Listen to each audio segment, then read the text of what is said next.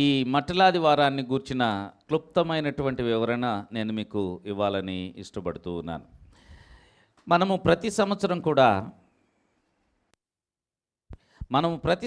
కూడా ఈ మట్టలాది వారము అనేటువంటి దానిని జరుపుకుంటూ ఉంటాం. మూడు ముఖ్యమైనటువంటి సందర్భాలు మనకున్నాయని నేను మీకు ఎల్లప్పుడూ తెలియపరుస్తూ ఉన్నాను. ఒకటి, న్యూ ఇయర్, క్రొత్త సంవత్సరము జరిగించుకుంటాం. ఆ తర్వాత ఈస్టర్, గుడ్ ఫ్రైడే, మట్టలాదివారం, ఇవన్నీ కూడా ఒక సందర్భానికి చెందిన, ప్రభు అయిన యేసుక్రీస్తు శిలువ మరణ సందర్భానికి చెందిన ఆ సందర్భాన్ని మనము గుర్తు చేసుకుంటా దేవుని స్తుతిస్తాం. అక్కడ జరిగిన ముఖ్యమైన సంఘటనలను జ్ఞాపకం చేసుకుంటాం. అదే ప్రకారంగా యేసుక్రీస్తు యొక్క జన్మము గురించినటువంటి క్రిస్మస్ని జ్ఞాపకం చేసుకుంటాం. ఇది ప్రతి సంఘాలలో ప్రపంచమంతటా కూడా ఈ 3 సందర్భాలు ఖచ్చితంగా జ్ఞాపకం చేసుకుంటూనే ఉంటాం. అందులో కొందరు ఇది ప్రాముఖ్యం, కొందరు అది ప్రాముఖ్యమని వారి యొక్క ప్రత్యేకతలు, ప్రాముఖ్యతలని చెప్తూ ఉంటారు. కొందరేమో క్రిస్మస్ ప్రాముఖ్యమని, లేదు కొందరేమో గుడ్ ఫ్రైడే, ఈస్టరే ప్రాముఖ్యమని మాట్లాడతారు. గుడ్ ఫ్రైడే, ఈస్టర్ ఎందుకు ప్రాముఖ్యమని అంటే, యేసుక్రీస్తు ఎప్పుడు పుట్టాడో తెలీదు, ఆయన పుట్టిన సందర్భము అవన్నీ కూడా డేట్స్ అవన్నీ మనకు తెలియని డేట్ని ఏదో ఒక రోజు చేసుకోవటం అవసరం లేదు. కానీ యేసుక్రీస్తు శిలువ మరణం మాత్రం అందరి కళ్ళ ఎదుట జరిగినటువంటి విషయం. దాన్ని గూర్చినటువంటి రోమా చరిత్ర ఆధారాలు ఉన్నాయి. రోమా గ్రంథాలలో ఆ రోజులు లిఖించబడ్డాయి. యేసుక్రీస్తును తీర్పు తీర్చినటువంటి వారందరూ కూడా స్పష్టంగా ఉన్నారు. ఆ తర్వాత ఆయనకు శిలువలో మరణదండన ఏర్పాటు చేసినప్పుడు ఆ సందర్భాన్ని చూచిన ప్రజలు బోళ్ళంతమంది ఉన్నారు. అది మాత్రం అందరికీ తెలిసిన సత్యం కనుక ఆ సందర్భాన్ని మనము ఖచ్చితంగా ధ్యానించాలి, తెలుసుకోవాలి, దాన్ని కొనియాడాలి. ఒక గ్యారంటీ లేనటువంటి డేట్తో క్రిస్మస్ లాంటివి మనం చేసుకోవాల్సిన పని లేదు అన్నట్టుగా కొందరి యొక్క అభిప్రాయం, సంఘంలో కొన్ని సంఘాల వారి యొక్క అభిప్రాయం. అయితే నేనేమంటానంటే, మా చర్చికి మేము ఫుల్ గాస్పల్ అనే పేరు పెట్టాము. ఎందుకనంటే సంపూర్ణ సువార్తలో ఉన్న ప్రతిదీ కూడా సంపూర్ణంగా నమ్మే ప్రజలం. సో నేను క్రిస్మస్కి వ్యతిరేకిని కాదు, నేను ఈస్టర్కి వ్యతిరేకిని కాదు, గుడ్ ఫ్రైడేకి వ్యతిరేకిని కాదు, సర్వసత్యాన్ని నమ్మే ప్రజలం. దేవునికి స్తోత్రం. అందువలన యేసుక్రీస్తు జీవిత సందర్భాలలో ఉన్న ప్రతి సంఘటనను మనము అర్థం చేసుకొని వాక్యానుసారంగా దాన్ని మనము అవలంబించటం కోసం దాన్ని తెలుసుకుంటూ ఉంటాం. అంతకు మించి మనము వేరొకటి కాదనేది నేను మీకు తెలియపరుస్తూ ఉన్నాను. మంచిది. ప్రియదేవుని బిడ్డలారా, ఈరోజు యొక్క ప్రాముఖ్యత ఏంటంటే, యేసుక్రీస్తు శిలువ మరణానికి 5 రోజుల ముందు జరిగిన సంఘటన ఇది. యేసుక్రీస్తు శిలువ మరణానికి ఒక 5 రోజుల ముందు జరిగిన సంఘటనగా ఈ సంఘటనని మనము చూస్తాం. ఈ సంఘటన ఎటువంటి సంఘటన అనేది మనం కానీ చూసినట్లయితే, ప్రభు అయిన యేసుక్రీస్తు యెరూషలేములోనికి వెళుతూ ఉంటారు. యేసుక్రీస్తు ప్రతి పస్కా పండుగకు యెరూషలేముకు వెళ్ళినట్లుగా మనకు సందర్భాలు బైబిల్లో తెలియపరచబడతాయి. ఆయన సేవా పరిచర్యలు 3 సంవత్సరాలలో కూడా ప్రతి సంవత్సరము ఆయన యెరూషలేముకు ఆ పండుగకు వెళ్ళినట్లుగా వ్రాయబడుతూ ఉంటుంది. ఆయన 12 సంవత్సరాల వయసు ఉన్నప్పుడు కూడా యెరూషలేమునకు పండుగకు వెళ్ళినట్లుగా వ్రాయబడుతూ ఉంటుంది. ఇవన్నీ కూడా మనకు బాగా తెలిసిన సందర్భాలే. అయితే ఆయన ఆ పండుగ దినాలలో అక్కడ యెరూషలేములోనికి ఉండటానికి వెళుతూ ఉన్నప్పుడు అందరూ కామన్గా వెళుతున్నాడు అని అనుకున్నారు. అంటే ప్రతి సంవత్సరం అలవాటుగా వెళ్తారు కదా, సేమ్ అలాగే వెళుతున్నారు అని చెప్పేసి అందరూ కూడా అనుకున్నారు. కానీ ఆయన ప్రతి సంవత్సరము వెళ్ళినట్లు కాకుండా ఒక ప్రత్యేకమైన ఉద్దేశంతో వెళుతున్నాడన్న సంగతి, ఆయన ఒక ప్రత్యేకమైన ఉద్దేశంతో వెళుతున్నాడన్న సంగతి వారు అర్థం చేసుకోలేకపోవటం అనేటువంటిది మనము చూస్తూ ఉన్నాం. వారు యేసుక్రీస్తు ఎందుకు వెళుతున్నాడు అనేటువంటిది 20వ అధ్యాయంలో మనకు స్పష్టంగా కనబడుతూ ఉంటుంది. 17వ వచనం నుండి 19 వచనాల వరకు కానీ మనం చదవగలిగితే, మత్తయి సువార్త 20వ అధ్యాయము 17 నుండి 19 వచనాల వరకు నేను చదువుతాను. అందరూ కూడా వాక్యమును తెరచి చూడాలని కోరుతూ ఉన్నాను. యేసు యెరూషలేమునకు వెళ్ళనై ఉన్నప్పుడు ఆయన 12 మంది శిష్యులను ఏకాంతముగా తీసుకొని పోయి మార్గమందు వారితో ఇట్లా నేను ఆయన 12 మంది శిష్యులను ఒంటరిగా మిగతా అందరితో పబ్లిక్ అనౌన్స్మెంట్ కాకుండా ఆయన ఏకాంతముగా వారిని తీసుకొని వెళుతున్నట్లుగా మనం శిష్యుల వరకు తీసుకొని వెళుతున్న మార్గంలో ఇలా చెప్తున్నాడు. ఏమనంటే, ఇదిగో యెరూషలేమునకు వెళ్ళుచున్నాము. ఇదిగో ఇప్పుడు మనం యెరూషలేముకే కదా వెళుతున్నాం. మనం యెరూషలేముకి వెళుతున్నాం, గుర్తుంచుకోండి. ఇది మనం రేపే యెరూషలేముకు వెళతాం. కానీ మనం ఎందుకు యెరూషలేముకు వెళుతున్నాము అనేది చెప్పడానికి, ఇదిగో గుర్తుంచుకోండి, యెరూషలేముకు వెళుతున్నాం. అక్కడ మనుష్య కుమారుడు ప్రధాన యాజకులకును శాస్త్రులకును అప్పగింపబడును. వారాయనకు మరణశిక్ష విధించి ఆయనను అపహసించుటకును కొరడాలతో కొట్టుటకును సిలువ వేయుటకును అన్యజనులకు ఆయనను అప్పగింతురు. 3వ దినమున ఆయన మరల లేచును. ఎంత స్పష్టంగా తను వెళ్ళబోయే పని యొక్క ఉద్దేశాన్ని ప్రభు తెలియపరుస్తున్నాడో చూడండి. చాలాసార్లు మనం ఈ వాక్యాన్ని సింపుల్గా తీసుకుంటాం. ఎంత స్పష్టంగా ఆయన మాట్లాడుతున్నాడనంటే, మనము యెరూషలేముకే వెళతాం, అక్కడే నాకు మరణం జరుగుతుంది. ఒకటి ప్లేస్ ఆఫ్ డెత్, ఆయన మరణ స్థలం ఇక్కడ ఖరారు చేయబడి యెరూషలేముకు వెళుతున్నాం, అక్కడ మరణిస్తాను నేను అని ఆయన మరణ స్థలాన్ని స్పష్టంగా చెప్తూ ఉన్నాడు. రెండవదిగా ఎవరికి అప్పగింపబడతారు అనేటువంటిది చెప్తూ ఉన్నాడు. ప్రధాన యాజకులకు శాస్త్రులకు అప్పగింపబడతాను అన్నప్పుడు అప్పగించేవాడు కూడా పక్కనే కూర్చొని ఉన్నాడు. తెలుసా మీకు ఆ సంగతి? తన శిష్యులను తీసుకొని వెళుతూ, నేను వారికి అప్పగింపబడతాను, వాళ్ళంతట వాళ్ళు వచ్చి నన్ను పట్టుకోరు, వాళ్ళంతట వాళ్ళు వచ్చి నన్ను తీసుకొని వెళ్ళరు, వాళ్ళ చేతికి నేను ఒక వ్యక్తి ద్వారా అప్పగించబడతాను. అతని యొక్క బెట్రోతలు అంటే ఏమంటారంటే, మోసపూరితంగా అతనిని పట్టివ్వటం అనేటువంటిది మనం ఇక్కడ చూస్తున్నాం. మోసపూరితంగా పట్టివ్వటం అనేది జరుగుతుంది అని రెండవ సందర్భాన్ని ఆయన ఎవరి చేత పట్టబడతాడు అంటే, తనంతట తాను వాళ్ళంతట వాళ్ళు వచ్చి నన్ను పట్టుకోరు, కానీ నేను అప్పగించబడతాను. ఎవరికి అప్పగించబడతానో చెప్తూ ఉన్నాడు. ఎవరికి అప్పగించబడతాను? నేను పరిసయ్యులకు శాస్త్రులకు అప్పగింపబడతాను, లేక ప్రధాన యాజకులకు శాస్త్రులకు అప్పగింపబడతాను అని చెప్పారు. తర్వాత వాళ్ళు ఏ శిక్ష కొరకు ఆయన్ని తీసుకొని వెళ్తున్నారో చెప్తున్నాడు. నా అంతటి నేను ఊరేసుకొని చనిపోను, నన్ను ఒకడు అప్పగిస్తాడు, యెరూషలేములోనే అప్పగిస్తాడు, ప్రధాన యాజకులకు శాస్త్రులకు అప్పగిస్తాడు. అప్పగించినప్పుడు నన్ను ఏ రకమైన మరణానికి వాళ్ళు అప్పగిస్తారనేది కూడా తెలియపరుస్తున్నాడు.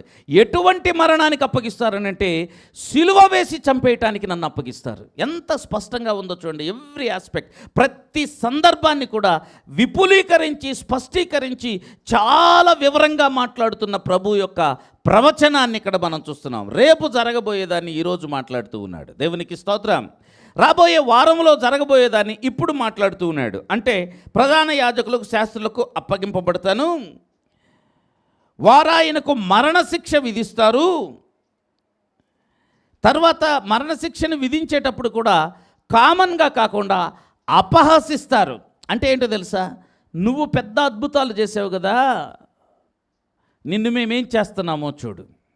కొన్నిసార్లు మనం ఇలా చేస్తాం కదా, అపహసించి వారిని ఒక విధంగా చెప్పాలి అని అంటే ఏమంటారు దాన్ని, ఎగతాళి చేసి అపహాస్యం చేసి అవమానపరచి.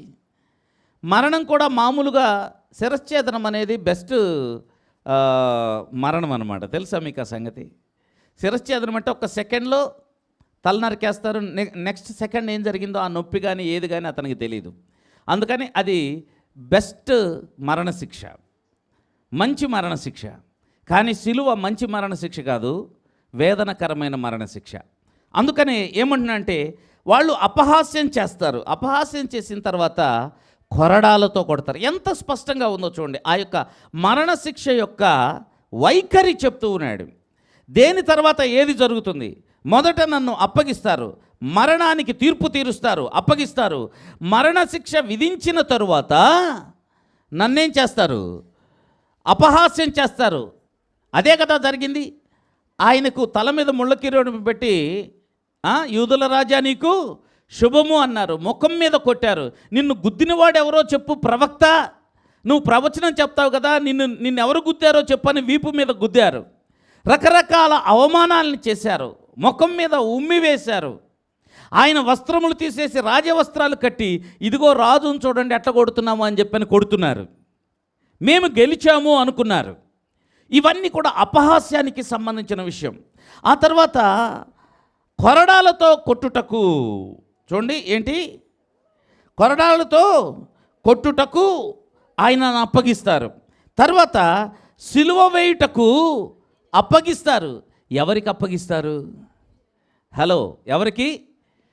ఒక అతనేమో తన సొంత శిష్యుడేమో ప్రధాన యాజకులకు శాస్త్రులకు అప్పగించాడు, వాళ్ళేమో అన్యజనులకు అప్పగిస్తారు. అంటే రోమా సైన్యానికి, రోమా గవర్నర్ అనేటువంటి పిలాతు గారికి అప్పగిస్తారు, అన్యజనులకు వారు అప్పగిస్తారు. ఎంత స్పష్టంగా ఉందో చూడండి ఆయన చెప్పిన ప్రవచనం. ఆయనను అప్పగింతురు, అయితే 3వ దినమున ఆయన మరలా లేచును. పునరుత్థానాన్ని కూడా ముందుగానే తెలియపరిచేశాడు. దేవునికి వందనాలు చెప్పండి. ఇది జరిగిన తర్వాత ప్రాసెస్లోకి వెళుతూ ఉన్నాడు. ఏకాంతంగా శిష్యులతో ఈ విషయాన్ని చెప్పి, ఎక్కడ చచ్చిపోతాను, ఎలా చనిపోతాను, ఎవరి చేతికి అప్పగించబడతాను, ఎవరి చేత అప్పగించబడతాను, ఎవరికి అప్పగించబడతాను, వాళ్ళు నన్ను ఏం చేస్తారు, ఒకదాని వెంట అపహాస్యం చేయటం, కొరడాలతో కొట్టడం, సిలువ వేయటానికి అప్పగించటం, అన్యజనుల చేతికి వెళ్ళటం, అన్యజనులు అతనికి మరణశిక్ష విధించటం, అన్యజనులు సిలువలో ఆయన్ని మరణానికి అప్పగించిన తర్వాత 3వ దినాన తిరిగి, ఎంత స్పష్టంగా ఉందో ఈ ప్రవచనం చూడండి. ఎంత స్పష్టంగా ఉంది ఈ ప్రవచనం. యేసుక్రీస్తు ముందుగానే శిష్యులకు తెలియపరిచి, ఇక వెళ్దాం పదండి అంటే వీళ్ళ మైండ్ సెట్ ఎలా ఉంటుందో ఒకసారి ఆలోచన చేయండి. మనల్ని కానీ నాతో పాటు రండి బ్రదర్ అని అంటే, బిర్యానీ పెట్టిస్తావా అని అడుగుతాం మామూలుగా. నాతో పాటు రండి అని అంటే, మంచి చికెన్ బిర్యానీ ఉందా మనకి, ఫీస్ట్ ఏదన్నా ఉందా, అది ఉందా, ఇది ఉందా అని మనం కామన్గా ఆలోచన చేసి అడుగుతూ ఉంటాం. కానీ యేసు ప్రభు శిష్యులకు చెప్తున్నాడు, నేనే బిర్యానీ అయిపోతున్నాను, వెళ్దాం రండి అని. ఏం చెబుతున్నాడు? నన్నే చంపేయబోతున్నారు రండి అంటే వీళ్ళ మైండ్ సెట్ ఎలా ఉంటుందో చెప్పండి. బాబు, నువ్వేదో రాజు అవుతావని, నువ్వేదో పెద్ద భక్తుడు అని, నీ వెనకాల మేము చిన్న భక్తుల్లాగా తిరుగుదామని వస్తే, ఇప్పుడు మమ్మల్ని నువ్వే చచ్చిపోతానంటుంటే మా పరిస్థితి ఏంటి? ఇక వెళ్దామా అంటే, ఆయనతో పాటు చావటానికి వెళ్దాంపా అన్నారు మరొక సందర్భంలో శిష్యులు. ఆయనతో పాటు చచ్చిపోవటానికి వెళ్దాం పదండ్రా, ఏం చేస్తాను చెప్పు. మంచి వలలు వదులుకున్నాం, పడవలు వదులుకున్నాం, వృత్తి వదులుకున్నాం, ఉద్యోగం వదులుకున్నాం, మనము మంచిగా 2 చేతులు సంపాదించేటువంటి ఆ యొక్క ట్యాక్స్ కలెక్టర్ ఉద్యోగాన్ని వదులుకున్నాం. అన్నీ వదులుకొని ఆఖరికి వెంటబడితే ఈయనేమంటున్నాడు? రేపే చచ్చిపోతా, సిలువలో చచ్చిపోతా, రా పోదాం యెరూషలేముకి అంటున్నాడు. ఇక నీ వెనక మేము వచ్చి మేమేంటండి తింటాం? ఇది వాళ్ళ పరిస్థితి, శిష్యుల పరిస్థితి. అయితే మీకు సంగతి తెలుసా? ఆ పరిస్థితిని ఎలా మార్చాలో, శిష్యుల యొక్క మైండ్ సెట్ని ఎలా మార్చాలో, శిష్యులకు తానెవరో ఎలా తెలియపరచాలో అనేటువంటి సందర్భమే ఈరోజుటి సందర్భం అని నేను మీకు తెలియపరుస్తున్నాను. ఆమెన్ చెప్పండి. ఏ సందర్భం ఇది? ఈరోజు సందర్భం. యేసుక్రీస్తు లేదు అని అంటే, ఎవరో ఒకళ్ళు ఒక గాడిదను తీసుకుని వచ్చి, అయ్యా మీరు మాకు ఉండాలి ఎక్కండి అని చెప్పని ఎక్కిస్తే అది వేరే విషయం. ఈయనంతట ఈయనే ఒక గాడిదను తీసుకొని రమ్మని చెప్పి గ్రామంలోనికి పంపించి, అక్కడి నుండి ఆ గాడిదను తీసుకొని వచ్చిన తర్వాత దాని మీద ఈయనే ఎక్కి వెళ్ళటం అనేటువంటిది నేను అనుకుంటాను సర్వ సమాజానికి ఒక సందేశం అయితే శిష్యులకు మరి ఒక సందేశం. దేవునికి స్తోత్రం చెప్పండి. సర్వ సమాజానికి ఒక సందేశం, శిష్యులకు మరొక సందేశం. ఈరోజు ప్రియ దేవుని బిడ్డలారా, లోకమంతటికి సిలువ ఒక రకంగా అర్థమవుతుంది. లోకమంతటికి ఈ యొక్క మట్టలాదివారం ఒక రకంగా అర్థమవుతుంది. ఎలా అర్థమవుతుందో తెలుసా? ఇలా పెట్టబడినటువంటి మట్టలు, లేదంటే ఈ యొక్క ఆకులు, అంజూరపు ఆకులు లాంటివి, ఖర్జూరపు మట్టలు లాంటివి, ఒక కొబ్బరి మట్టలు అనుకుందాం, పామ్ ట్రీస్ అనుకుందాం, పామ్ చెట్లు, ఆ ఆకులు లాంటివి ఇలా పెడతారు. మీకు తెలుసా ఏం జరుగుతుందో? ఈరోజు పెట్టబడిన తర్వాత ప్రార్థన అయిపోగానే కొన్ని సంఘాలలో అవి తీసుకొని వెళ్ళి శిలువ ఆకారాన్ని తయారు చేసుకొని వాటిని ఇంటి ముందు దిష్టి బొమ్మల్లాగా పెడతారు, వాటిని ఇంటి ద్వారబంధరాల్లో పెడతారు, కిటికీలకు పెడతారు, వాళ్ళు పూజించే స్థలంలో పెడతారు. ఇది ఒక క్రైస్తవ మత శాఖ వాళ్ళు చేసేటువంటి పని. వాళ్లకు క్రైస్తవం ఇంకొక రకంగా అర్థమైంది, వాళ్ళ క్రైస్తవం ఇంకో రకంగా అర్థమైంది. దేవుని శక్తి అంతా ఈ ఆకుల్లోకి వస్తుంది అన్నట్టు, ఈ ఆకు తీసుకెళ్ళి శిలువాకారం చేసుకుని ఇంట్లో పెట్టుకుంటే దుష్ట శక్తులు ఇంట్లోకి రావన్నట్టు వాళ్ళకు అర్థమైంది. కానీ ఆకులోనికి శక్తి పంపించటం దేవుని సంకల్పం కాదు. Praise the Lord. నేను చెప్తాను, ఆ మట్టల మీద ఆయన నడిచి వెళ్ళిన తర్వాత వాటికేం మహిమ లేదు. ఆ మధ్య నేను ఒక చర్చికి వెళ్ళాను. అక్కడికి వెళ్తే ఆ పెద్దయ్య గారు చనిపోయిన సమాధి ఒకటి అక్కడ ఉంది. 2 సమాధులు ఉన్నాయి. ఆయన శిష్యుడు, 2 సమాధులు అక్కడ ఉన్నాయి. ఆ పెద్దయ్య గారు చనిపోయిన సమాధి మీద ఉదయం 7 గంటలకల్లా వచ్చేసేసి వాళ్ళ కుటుంబం వాళ్ళంతా అక్కడికి వచ్చి ప్రార్థన చేసి ఆ సమాధి నిండా పూలు చల్లుతారు. సమాధి నిండా పూలు చల్లి ప్రార్థన చేసి వాళ్ళు తిరిగారో లేదో అక్కడ చుట్టూ ఉన్నటువంటి వాళ్ళందరూ కాచుకొని ఉంటారు. వీళ్ళు ప్రార్థన అయిపోయి అవతలకు తిరగగానే ఎగబడి ఆ పూలు తీసుకుంటూ ఉంటారు. ఎందుకు ఆ పూలు తీసుకుంటారంటే వాటిని తింటే పిల్లలు పుడతారు. ఏంటి? వాటిని తింటే పిల్లలు పుడతారు. మరి కన్యకలు తినొచ్చుగా? అర్థం కాలేదా? కన్యకలు తినొచ్చుగా. హలో, ఏంటి దురాచారాలు క్రైస్తవ్యంలో ఏంటి దురాచారాలు? ఆ పూలు తీసుకొని తింటే పిల్లలు పుడతారు, ఆ పూలు తీసుకొని తింటే రోగాలు తగ్గిపోతాయి, ఆ పూలు తీసుకొని తింటే ఏం లేదండి.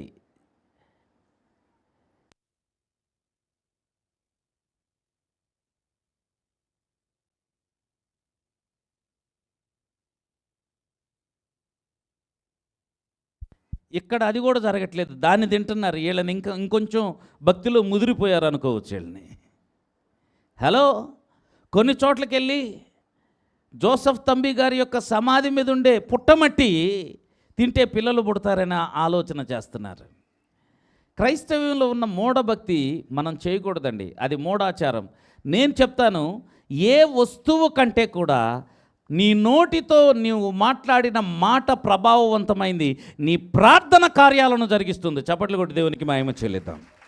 దేవుడిచ్చిన అధికారం అంతా నీ నోటిలో, నీ ప్రార్థనలో, నీ ఉచ్చారణలో, నీవు పలికిన మాటలో ఉందని నేను మీతో మాట్లాడుతున్నాను. అందుకని మాట దైవిక శక్తి. దేవుడు కూడా తన మాటకిచ్చిన గౌరవాన్ని తన నామానికి కూడా ఇవ్వలేదు. తన నామమంతటి కంటే 138వ కీర్తనలో మీరు చూడవచ్చు 2వ వచనంలో, ఆయన తన నామమంతటి కంటే కూడా ఆయన యొక్క వాక్యమును గొప్ప చేసి ఉన్నాడని బైబిల్లో రాయబడుతూ ఉంటుంది. ఆమేన్. రైట్. ఇప్పుడు మనం చూస్తూ ఉన్నాం కదా, ఇలాంటి ఆచారాలకు వెళ్ళేటువంటి భక్తి మంది కాదు. పిల్లలు ఖర్జూరపు మట్టలో, ఈత మట్టలో పట్టుకుని అటు ఇటు తిరుగుతూ ఉంటే యేసుక్రీస్తు జయోత్సవంతో యెరూషలేములోకి వెళ్ళాడనేది గుర్తు చేసుకోండి. That's all. ఆ పువ్వును, ఆ ఆకుని, ఆ యొక్క మట్టలను గౌరవించకండి. వాటిల్లోకి దేవుని ప్రభావాన్ని తీసుకొస్తామని అనుకోకండి. అది వ్యర్థమైన ఆలోచన అని నేను మీకు తెలియపరుస్తూ ఉన్నాను. ఓకే, ఇప్పుడు మనం చూస్తున్నాం కదా, ఇది ప్రభువైన యేసుక్రీస్తు ఇచ్చినటువంటి స్పష్టమైనటువంటి ప్రవచనం. మనము 20వ అధ్యాయంలో 17 నుండి 19 వచనాల్లో మనము చూస్తూ ఉన్నాం. అయితే 21వ అధ్యాయంలో మనకు ఈ యొక్క ఏమంటారంటే మట్టల ఆదివారం యొక్క సంగ్రహ చరిత్ర మనకు కనబడుతూ ఉంటుంది. యేసు ప్రభుకి బేతనియా గ్రామానికి చాలా మంచి సంబంధం ఉంది. బేత్పగే, బేతనియా అని 2 హ్యామ్లెట్ విలేజెస్, 2 కలిసి ఉండేటువంటి గ్రామాలు ఉన్నాయి. ఒకటి బేత్పగే, రెండవది బేతనియా. బేతనియాలో మరియా, మార్తా, లాజరు వాళ్ళ కుటుంబం ఉండేది. యేసు ప్రభు ఎప్పుడు యెరూషలేములోనికి వెళ్ళినా వీళ్ళింటి దగ్గరే బస చేసేవాళ్ళు. తెల్లవారి మళ్ళీ వెళ్ళేవాళ్ళు, సాయంకాలం మళ్ళీ వీళ్ళింటి దగ్గరికి వచ్చేవాళ్ళు, తెల్లవారి మళ్ళీ వెళ్ళేవాళ్ళు. ఎందుకనంటే ఆ ఇంటి వారు అంతగా ఆయనను ఆహ్వానించి ఆయనను చేర్చుకున్నారు అనేది మనందరికీ తెలిసిన విషయమే. ఆ ఇంటిలోనే లాజరు యొక్క మరణము నుండి లాజరును తిరిగి లేపి అద్భుతాన్ని చేశాడన్న సందర్భం కూడా మనందరికీ తెలుసు.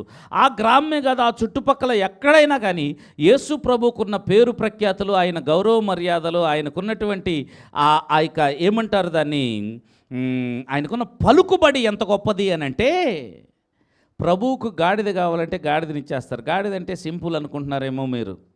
గాడిద ఎంత విలువైందో మీకు తెలియదు. ఆ రోజుల్లో భారవాహనం అంటారు, అంటే బరువులు మోసేది.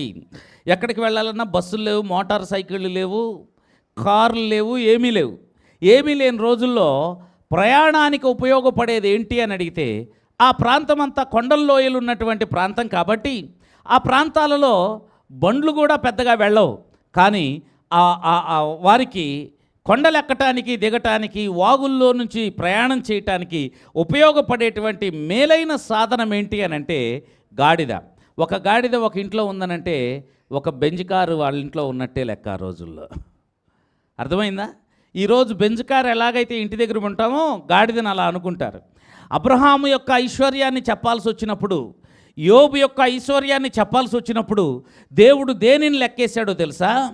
ఇన్ని ఆడగాడిదలు ఉన్నాయండి. ఆడగాడిద, మనం అడ్డగాడిద, మనం తిట్టడానికి అడ్డగాడిద అంటాం.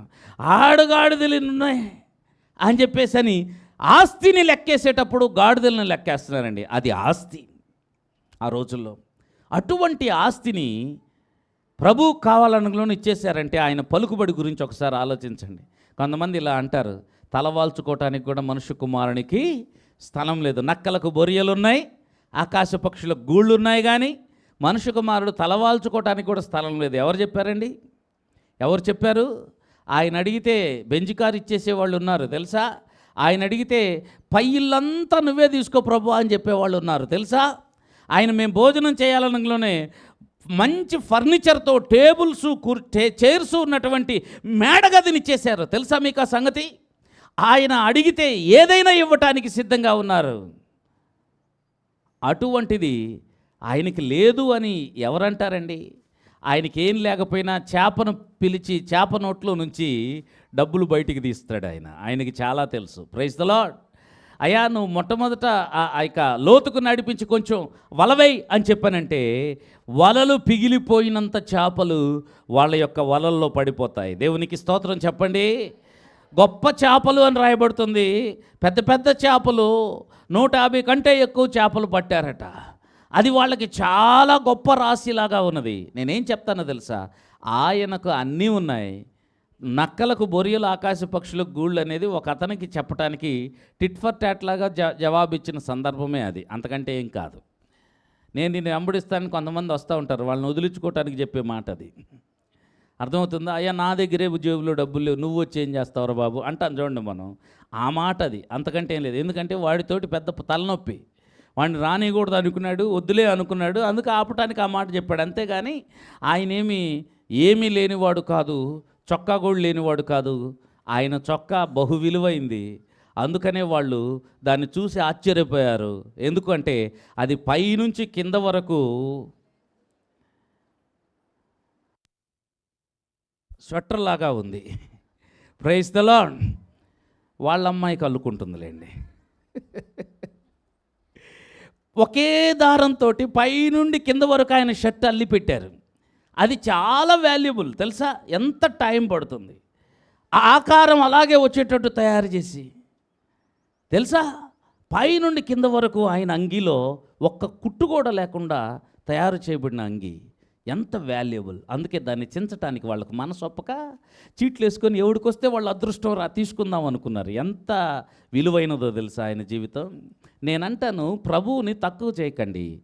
ఆయన అడిగితే ఏదైనా ఇచ్చేవాళ్ళు ఉన్నారు. Praise the Lord. ఆయన విలువైన వాడు, ప్రశస్తమైన వాడు. లోకంలో ఎవరు ఇవ్వలేనివి ప్రజలకిచ్చాడు ఆయన. Praise the Lord. లోకంలో ఎవరు ఇవ్వలేనివి ప్రజలకిస్తే లోకంలో అందరికీ ఉన్నాయి వాళ్ళు ఇవ్వరు అనుకుంటున్నారా? అందరికీ ఉన్నవి, అందరికీ దొరికేవి, అందరి దగ్గర కనబడేవి ఆయన ఇవ్వలేదండి. ఆయన ఇచ్చింది ఏంటి అని అంటే ఎవరికి ఎప్పుడు ఎక్కడ దొరకనివి ఇచ్చాడు. కొందరికి నిత్య జీవము, కొందరికి మరణం నుండి విడుదల, కొందరికి రోగము నుండి ఆరోగ్యం, కొందరికి కుటుంబంలో శాంతి సమాధానం, కొందరికి ఆశ్చర్యకరంగా ప్రాణాలను కాపాడటం, తుఫాన్లో ప్రాణాలని కాపాడటం. నేను చెప్తున్నాను, ఎవరు ఇవ్వలేనివి ఇస్తాడు దేవుడు. ఆమెను చెప్పండి. ప్రపంచంలో ఎవరు చూపని ప్రేమను ఆయన చూపిస్తాడు. అటువంటి దేవునికి ఏం తక్కువ అండి? ఆయనకేం తక్కువ లేదు. జరిగిన సంఘటన ఏంటనంటే, ఆ బేతనియా ప్రాంతానికి వెళ్ళి, అక్కడికి వెళ్ళి ఆ గ్రామాలకు వెళ్ళి, అక్కడ ఒక కట్టబడి ఉన్న గాడిద ఉంటుంది, ఇప్పుకొని రండి. ఎవరిని పర్మిషన్ అడగద్దు. ఏం ధైర్యం చూడండి, ఎవరిని అడగద్దు, ఇప్పుకొని రండి.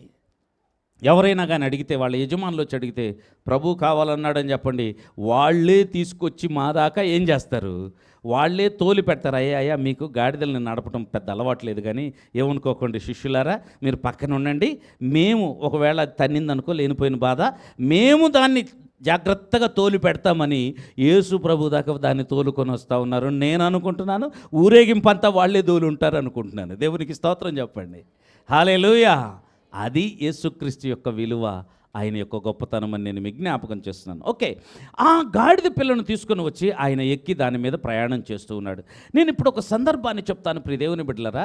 దేవుడు యేసుక్రీస్తు విలువైన వాడు, ఆయన మాటకు మహా విలువ ఉన్నది. అంతేకాకుండా ఆయన ఎందుకని గాడిద మీద ఎక్కెళ్తున్నాడనంటే, రెండు వైపుల సందేశం అని నేను మాట్లాడుతూ ఉన్నాను. ఒకవైపునేమో ప్రజలకు సందేశం, ఇదిగో మెస్సయ్య మీ కొరకు వచ్చాడు, గుర్తుంచుకోండి, ఇదిగో మెస్సయ్య మీ కొరకు వచ్చాడు. ఈయన ఎవరో అనే ప్రశ్న ఒకటి వచ్చింది ఆయన ప్రయాణమై వెళుతూ ఉన్నప్పుడు. ఈయన ఎవరో అనే ప్రశ్న వస్తే ప్రశ్నతో ముగింపు పలకలేదు, దానికి జవాబును వెంటనే ప్రభు తెలియపరుస్తూ వచ్చాడు. ఆమెన్ చెప్పండి. అద్భుతం ఇది. చాలాసార్లు జవాబులు లేని ప్రశ్నలు వేసిన సందర్భాలు బైబిల్లో బోల్డన్ని ఉన్నాయి, కానీ వెంటనే జవాబిచ్చిన సందర్భం ఇదే. వెంటనే జవాబు ఇవ్వబడిన సందర్భం ఇది. ఏమని జవాబు ఇస్తున్నారంటే, ఈయన ఎవరో అని ఆ పట్టణం వాళ్ళందరూ కలవరపడి, యెరూషలేమంతా కూడా గగ్గోలు పెట్టి, ఆయన ఎవరో హోసన్నా హోసన్నా అంటూ వస్తూ ఉన్నారు. ఆయనకు ప్రభు పేరట వచ్చు రాజు అని మాట్లాడుతున్నారు. ఈయన ఎవరో అని ప్రజలు అనుకుంటూ ఉంటే, ఎవరో కాదు, నజరేయుడైన యేసు, ఆయన ప్రవక్త, మీకు తెలుసా అని చెప్పేసి అని అందరికీ చెప్తూ ఉంటే, కొందరికి మండుతుంది, కొందరికి సంతోషంగా ఉంది. Praise the Lord. కొందరు కోపం, కొందరికి ఆనందం, కొందరు ఎంజాయ్ చేస్తున్నారు, కొందరు దుఃఖపడుతున్నారు. పరిసయ్యులు శాస్త్రులు అయితే కలవరపడుతున్నారు, దుఃఖపడుతున్నారని మనం చూస్తాం. కానీ ఇక్కడ ఈ యొక్క ఏమంటారు, ఈ జనసమూహం అంతటికి పట్టజాలని సంతోషం వేసింది. ఆమెను చెప్పండి. ఇదంతా చూసినప్పుడు శిష్యుల మెంటాలిటీ, నేను ఇప్పుడు శిష్యులను కేంద్రీకరించి మాట్లాడుతూ ఉన్నాను. శిష్యులు ఏమని ఆలోచన చేస్తుంటారు చెప్పండి. యేసుప్రభు చెప్పాడు కానండి, ఆయన ఏదో మర్మంగా చెప్పుంటాడు. అసలు ఇన్ని ప్రజలందరూ రాజు అని గౌరవిస్తూ ఉంటే ఈయన ఇప్పుడు అప్పుడే చావడలేండి, ఈయనప్పుడే పట్టుకోరులేండి, ఆయన చెప్పింది ఎప్పుడో జరుగుతుంది, ఏదో ప్రవచనంలాగా ఎప్పుడో జరుగుతుందేమో, ఇప్పుడు అప్పుడే జరగదు. ఎందుకనంటే అబ్బా, ఈ పట్టణంలోనికి ఈ కలవరంతో, ఈ ఊరేగింపుతోటి యేసుక్రీస్తును తీసుకొని వస్తూ ఉన్నాం. Praise the Lord. అందుకే అక్కడ కేకలు కూడా డిఫరెంట్గా ఉంటాయి. జకర్యా గ్రంథంలో ఉన్నటువంటి ఆ మాటలే మరలా వీళ్ళు జ్ఞాపకం చేసుకుంటూ ఉంటారు. 9వ అధ్యాయంలో చూడండి దయచేసి.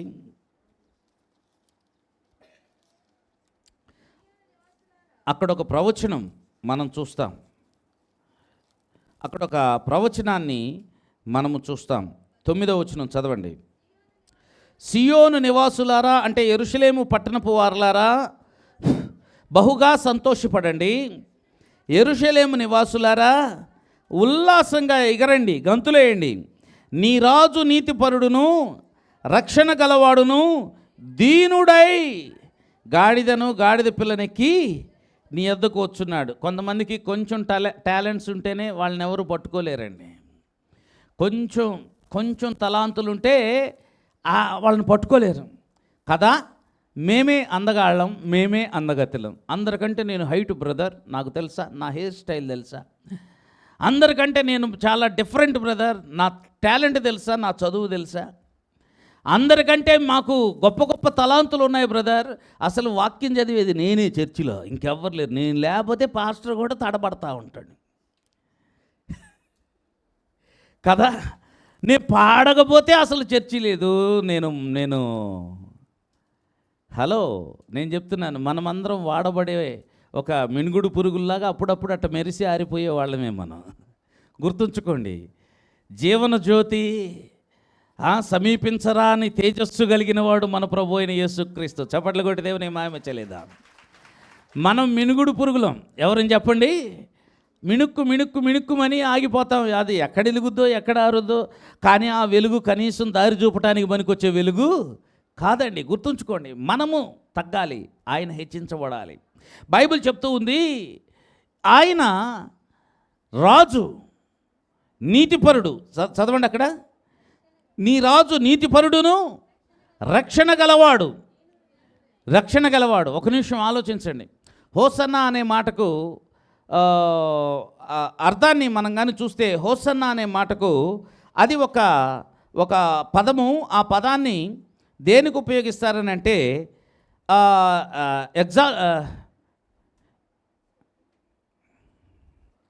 ఎక్స్క్లమేషన్ ఆఫ్ ఎడోరేషన్ అంటారు. ఆరాధించటానికి ఉపయోగించేటువంటి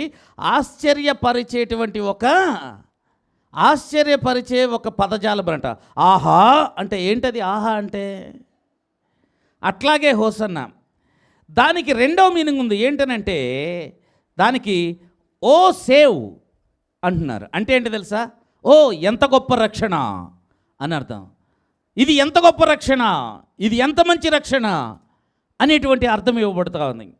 ఇది ఏంటి ఇంత గొప్ప రక్షణ అని ఇవ్వబడుతూ ఉంది. ప్రియదేవుని బిడ్డలారా, దేవుణ్ణి పొగడటానికి ఉపయోగించేటువంటి పదజాలం ఇది. గెలిచిన రాజుని ఉత్సాహపరచడానికి ఆశ్చర్యానికి లోనైన ప్రజలు మాట్లాడేటువంటి ఎక్స్క్లమేషన్ ఇది. వాళ్ళ యొక్క ఆశ్చర్యంతో, అబ్బా ఇంత గొప్ప రక్షణ సంపాదించాడా, అబ్బా ఇంత గొప్ప దేవుని మహిమ, అయ్యో ఎంత గొప్ప దేవుని కృప, ఇలాంటి పదాలకు ఉపయోగించేటువంటిదిగా ఇది హోసన్నా ఉంటూ ఉంది. హలో, మనమందరం కూడా హోసన్నా అన్నప్పుడల్లా గుర్తుంచుకోవాలి, ఎంత గొప్ప రక్షణ దేవుడు మనకిచ్చాడు. Praise the Lord. హోసన్నా అన్నప్పుడల్లా ఆలోచించాలి, ఇది నా కన్నులకు బహు ఆశ్చర్యంగా ఉంది, ఆయనకే మహిమ. దాన్నే హోసన్నా అనే పదంతో ఉపయోగిస్తారు. ప్రియదేవుని బిడ్డలారా, ఎందుకు హోసన్నా అని అడిగితే రెండు ముఖ్యమైన లక్షణాలు ఇక్కడ వ్రాయబడుతూ ఉన్నాయి. ప్రపంచంలో ఎవరూ చేయలేని రెండు ముఖ్యమైన లక్షణాలు ఏంటో తెలుసా? నీ రాజు, అందరు చెప్పండి, నీ రాజు నీతిపరుడు. మీరే చెప్పండి. సౌండ్ సరిపోలేదమ్మా. నీ రాజు అనేదాన్ని నా రాజు అని చెప్పుకోండి ఒకసారి. ఇంకొంచెం పెంచండి, ఇంకొంచెం పెంచండి. రోమా 3:23 చదివితే నీతిమంతుడు లేడు. ఏంటి? కొంతమంది ప్రీచర్స్కి బాగా ఇష్టమైన పదజాలం ఇది. నీతిమంతుడు లేడు, ఒక్కడును లేడు. ఆ మాట చెప్పడానికి బాగా ఇష్టం. ఎందుకనంటే అందరూ మనకెళ్ళి ఏళ్ళు చెప్పి చూపిస్తూ ఉంటారు. పొద్దున్నే లేచావా, ప్రార్థన చేసావా, మోకరించి చేసావా, కూర్చొని చేసావా, అరగంట చేసావా, 10 నిమిషాలు చేసావా, అందరూ ఏలెత్తి ఎదుటోళ్ళకు చూపించడం అలవాటైంది. ఇలా చూపించేటప్పుడు నా వైపున కొన్నేళ్ళు పాయింట్అవుట్ అవుతాయి. నాకు ఒకవేళ ఏదైనా ఫర్ ఎగ్జాంపుల్, ఏంటి రంగుల చొక్కా వేసుకుంటావా, తెల్ల చొక్కా వేసుకోవటం తెలీదా, ఇట్లా ఏలెత్తి చూపించే వాళ్ళు కూడా ఉండొచ్చు. ఇలాగ ప్రతి ఒక్కరి వైపు ఏదో ఒక వేలెత్తి చూపించేటువంటి సందర్భాలు ఉంటూనే ఉంటాయి.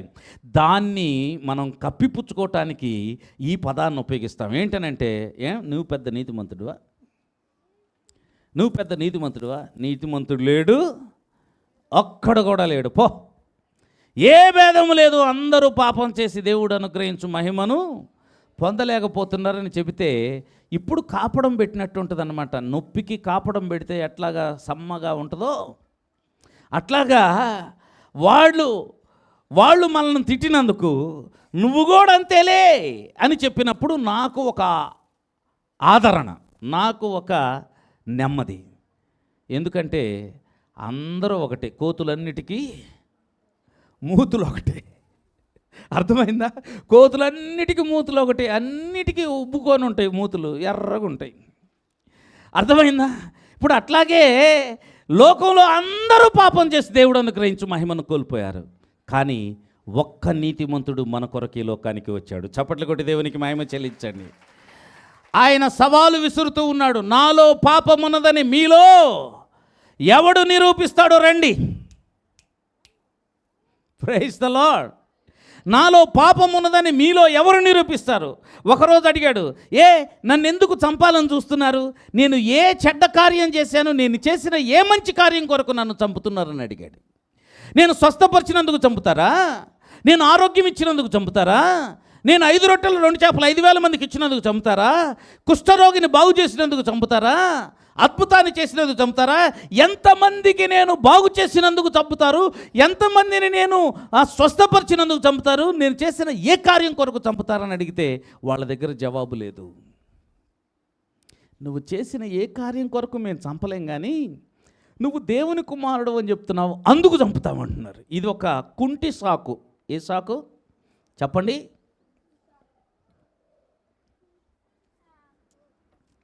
ఎందుకు కుంటి సాకు అంటున్నానంటే, అప్పుడు దాకా బాగా నడిచి కొద్దిగా ఇట్టు నడిచి బాగాలేదన్నా నేను రాలేనులే అదనమాట. అట్లాగే యేసు ప్రభు దగ్గరికి వచ్చి వాళ్ళు కుంటి సాకులు చెప్తున్నారు. ఆయన అంటున్నాడు, ఓకే నేను దేవుని కుమారుని, మరి మీరెవరు? నేను దేవుని కుమారుని, సరే మరి మీరెవరు అని అడిగాడు. నేను దేవుని కుమారుని అన్నందుకు తిడుతున్నారు కదా, నేను దేవుని కుమారుని కాదనుకో కాసేపు, మరి మీరెవరో చెప్పండి. మీరు దేవుని కుమారులు కాదా అంటే అప్పుడు వాళ్ళ గొంతులో వెలక్కబడతా ఉంది. నేనేం చెప్తానో తెలుసా? యేసుక్రీస్తు మాత్రమే కలిగి ఉన్న ఒక లక్షణం ఇక్కడ రాయబడుతూ ఉంది. ఆమెన్ చెప్పండి. ఆయన నీతిమంతుడు. మరి మనం కూడా యేసు ప్రభువులకు వచ్చినాక నీతిమంతులం కదా అంటే నీతిమంతులం కాదు, నీతిమంతులుగా తీర్చబడిన వాళ్ళం. Praise the Lord. క్రియల వలన నీతిమంతులం కాదు, మనం నీతిమంతులుగా తీర్చబడిన వాళ్ళం. ప్రభువు మనల్ని ఓకే అన్నాడు, అంతే. ప్రభువు మనల్ని నీతిమంతులుగా యాక్సెప్ట్ చేశాడు, అంగీకరించాడు. ప్రభు చేత అంగీకరింపబడిన ప్రజలం. అంతేకాని ఆయన ఒక్కడు మాత్రమే ఖచ్చితంగా నీతిమంతుడు అని చెప్పగలిగినటువంటి వాడు. చప్పట్లు కొట్టి దేవునికి మహిమ చెల్లిద్దాం. ఎందుకో తెలుసా? ఆయన దేవుడు. ఎందుకో తెలుసా? ఆయన దేవుని కుమారుడు. ఎందుకో తెలుసా? ఆయన సమస్తమును సృజించినవాడు. ఎందుకో తెలుసా? ఆయన మొదటి నుండి ఉన్నవాడు. ఎందుకో తెలుసా? ఆయనే సృష్టికర్త, నిర్మాణకుడు, సమస్తమును నిర్వహించువాడు, మన జీవితానికి చాలిన దేవుడు. ఆమెన్. యేసుక్రీస్తును తక్కువగా ఆలోచిస్తున్నావా? ఈ మట్టలాదివారం రోజు ఆయన ఏదో గాడిద మీద ఎక్కాడంట. సింపుల్గా గాడిద ఏంటండి గుర్రం మీద ఎక్కకుండా, గుర్రం ఏంటండి గుర్రపు బండి మీద ఎక్కకుండా, గాడిద ఏంటి సింపుల్గా చిచ్చి గాడిద అనకండి. అసలు ఆ రోజుల్లో, ఇప్పుడు కూడా మీరు కానీ హిమాలయ పర్వతాల ప్రాంతాలకు కానీ వెళితే, అక్కడ హిమాలయ పర్వత ప్రాంతాలలో ఎక్కువగా విరివిగా వాడబడేటువంటి వాహనం ఏంటి అని అంటే గాడిద, కంచర గాడిద ఇవి ఉంటాయి అక్కడ. ఎందుకనంటే అవి మాత్రమే ఆ కొండలు ఎక్కగలవు, మిగతా ఏవి ఎక్కలేవు. దానికి అంత విలువ ఉంటుంది అక్కడ. నేను మీకు ఒక మాట చెప్తాను, ప్రియదేవుని బిడ్డలారా, అటువంటి గాడిదనెక్కి రావటం వెనక ఆయన సాధారణమైన వాడై కాదు, ఆయన నీతిమంతుడు అని స్పష్టంగా చెప్పబడుతూ ఉంది. ఆమెన్. రెండవది ఆయన నీతిమంతుడు, నీతి గలవాడు మాత్రమే కాకుండా, నీతిపరుడు మాత్రమే కాకుండా ఆయన దగ్గర ఇంకో గిఫ్ట్ ఉంది. ఏంటది? రక్షణ కలవాడు. దేవునికి స్తోత్రం చెప్పండి.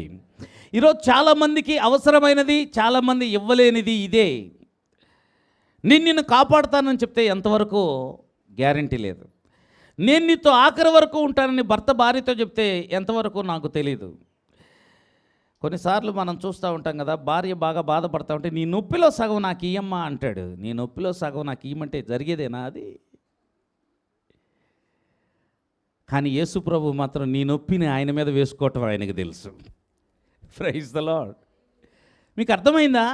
ఎదుటి వాళ్ళు చేయలేనిది, మనుషులు చేయలేనిది, ఎవరు చేయలేనిది యేసు ప్రభు చేస్తాడని ఎందుకు చెప్తున్నాము అని అంటే, యేసుక్రీస్తు నీ బాధను, నీ వేదనను, నీ మరణాన్ని, నీ పాపాన్ని, నీ శాపాన్ని, నీకు కలిగినటువంటి నరకానికి తీసుకుని వెళ్ళే ప్రతిదాన్ని ఆయన తన మీద వేసుకోవటం ఆయనకు చేత. అందుకే ఆయన రక్షణ గలవాడు. దేవునికి స్తోత్రం. నీ భారము ఎవరి మీద మోపు? గట్టిగా చెప్పండి, ఎవరి మీద? నీ భారము యెహోవా మీద మోపుము, ఆయన నిన్ను ఆదుకుంటాడు, ఆదరిస్తాడు, నిలబెడతాడు.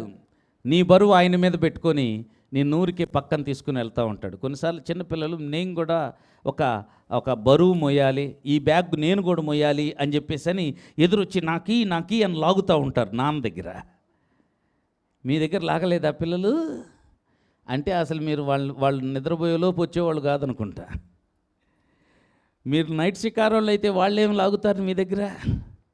వాళ్ళు నిద్రపోయేలోపు ఇంటికి వచ్చేవాళ్ళు అయితే వాళ్ళు ఏదో సరదాగా కాసేపు నాన్నతో ఆడుకుంటారు. మీరు తాగి ఎక్కడెక్కడో తిరిగి రాత్రి 1 గంటకు తలుపు కొట్టే బ్యాచ్ అయితే మేమేం చేయగలం? కానీ ఒక తండ్రి ఏదైనా ఒక సంచి తీసుకొని ఇంటికి రాగానే సహజ లక్షణం ఏంటనంటే, చిన్నపిల్లలు ఎదురుగా వచ్చి సరదాగా ఏం చేస్తారనంటే, వాళ్ళు 3 సంవత్సరాల వయసున్నోళ్ళైనా ఆ సంచి వాళ్ళు తీసుకొని మొయ్యాలని ప్రయత్నం చేస్తూ ఉంటారు.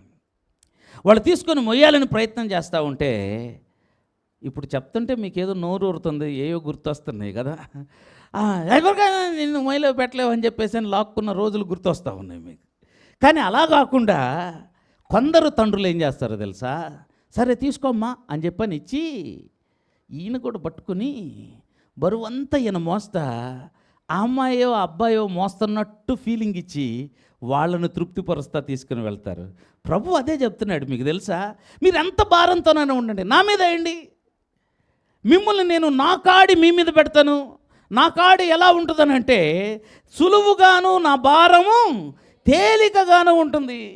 మీరు ఇనుము మోసుకొని వెళ్తా ఉంటే ఇనుము మొత్తం నా మీద పెట్టుకొని ఒక స్పాంజి మీ మీద పెడతాను, ఒక థర్మోకోల్ మీ మీద పెడతాను. అది ఇంతలావును కనపడతాం. ఇప్పుడు సిలువలు మోసేవాళ్ళు కొంతమంది ఉంటారు. ఏ పండక్కి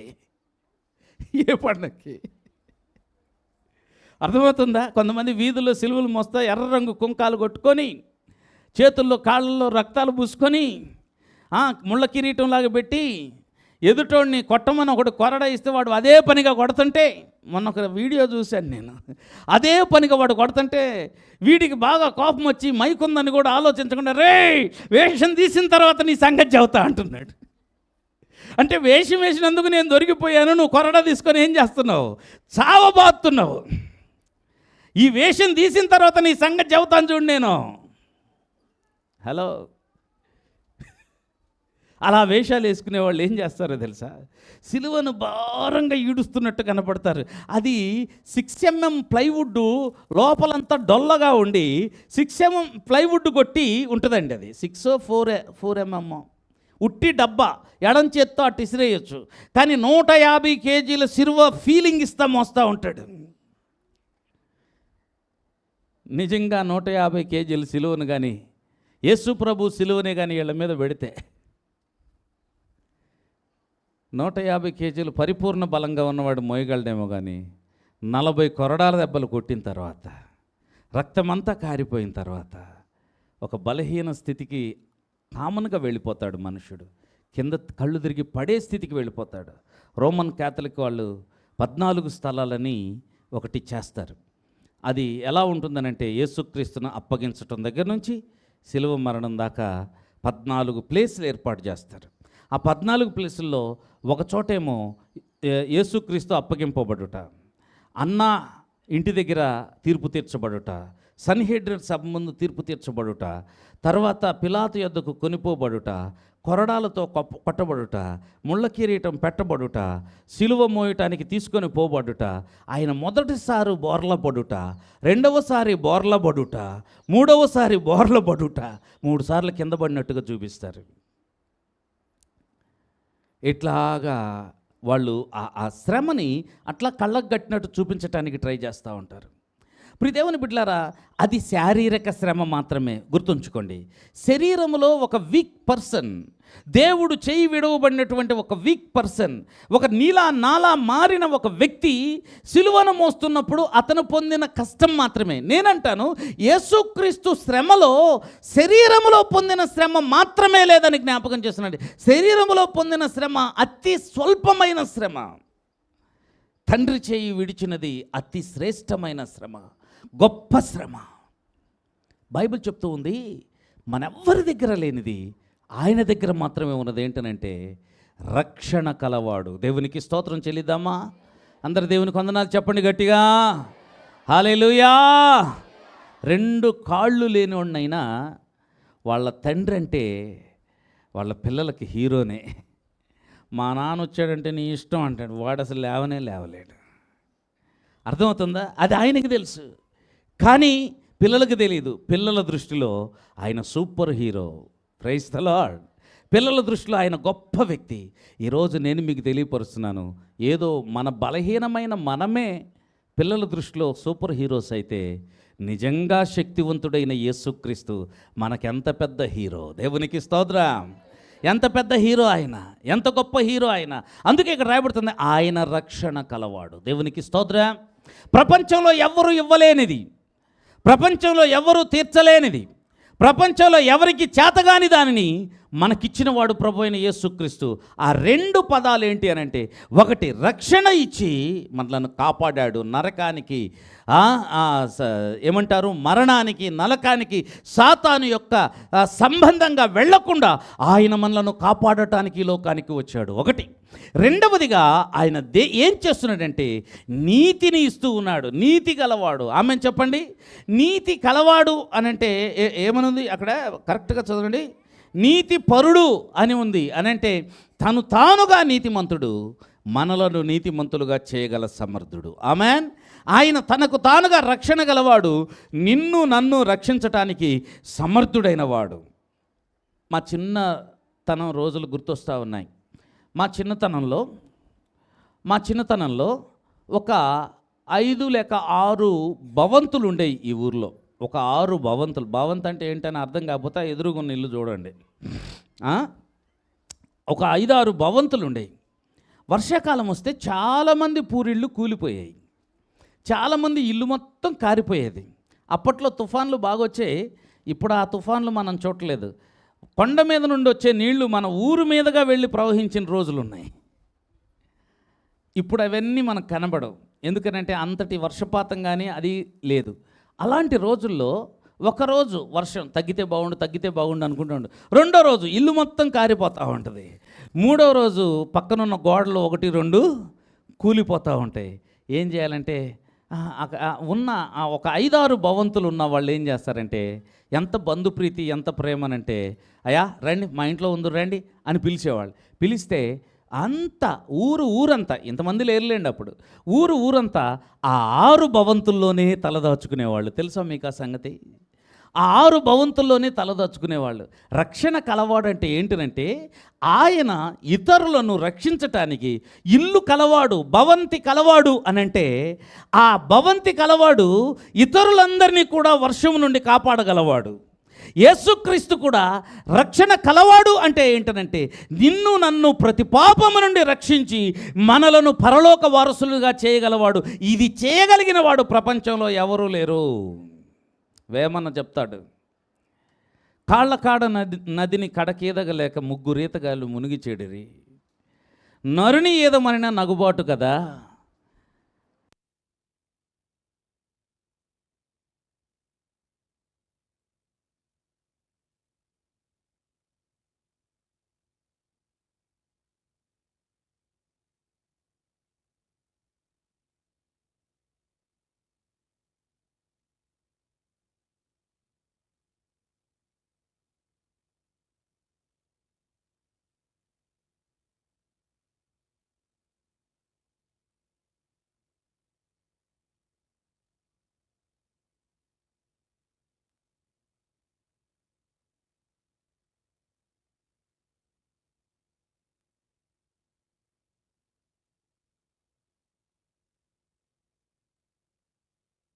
ఇది బయటికి తీసుకెళ్ళే ఒకడు వచ్చాడు. దేవునికి స్తోత్రం చెప్పండి.